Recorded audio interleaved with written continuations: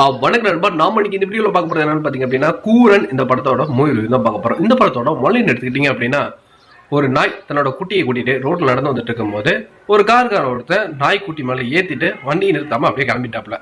இதை வந்துட்டு தாங்க முடியாத அந்த நாய் நான் குட்டியை வந்துட்டு இப்படி ஏத்திட்டானே அப்படின்ட்டு போலீஸ் ஸ்டேஷன் போயிட்டு முறையிடுது. அங்க யாருக்குமே எதுவுமே புரிஞ்சிக்க முடியல. அந்த ஸ்டேஷனுக்கு வக்கீலா நம்ம எஸ்ஏசி வந்துட்டு ஒரு விஷயத்துக்காக வராரு.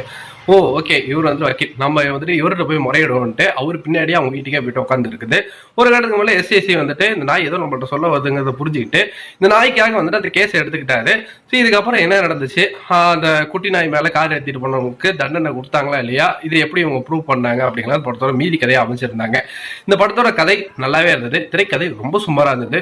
படத்தோட வசனங்களை எடுத்துக்கிட்டோம்னா சில வசனங்கள் ஒன்லைனா அந்த வேர்ட் பிளே வந்துட்டு நல்லாவே இருந்ததுன்னு சொல்லலாம். பட் ஓவராலாக வந்து பாத்தீங்க அப்படின்னா கிரிஞ்சா தான் இருந்தது. இந்த தாய்மை தாய் உள்ளம் அப்படின்ட்டு நிறைய வசனங்கள் எஸ்எஸ்சி பேசுறது இல்லாம இந்த ஒரு 2K ஜென்ரேஷனுக்கு எப்படி ஒர்க் அவுட் ஆகும்னு தெரியல. ஸோ இந்த நாய் ஒரு சீன்ஸ்லாம் ரொம்ப சூப்பரா எடுத்திருந்தாங்க, அழகா இருந்தது.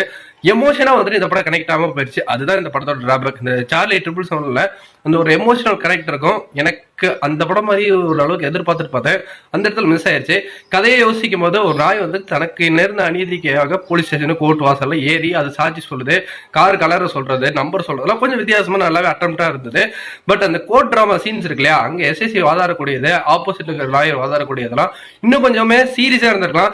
ஏன் அந்த கார் இடிச்சிட்டு போனா அந்த ஒரு ஃபேமிலி அந்த குரூப் இருக்கு பாத்தீங்களா, அந்த இடம் எதுவுமே சீரியஸா ஒர்க் அவுட் ஆகல. ரொம்ப மேம்போக்கா அவர் ரொம்ப ஜாலியா ஒரு மாதிரி செட்டில்டா வந்துட்டு அந்த சீன்ஸ் எல்லாம் போனதுல இல்ல, சீரியஸா போக வேண்டிய படம் ரொம்ப சுமாரா வந்துட்டு அப்படியே லெஃப்ட் ஹேண்ட்ல டீல் பண்ண மாதிரி இருந்தது.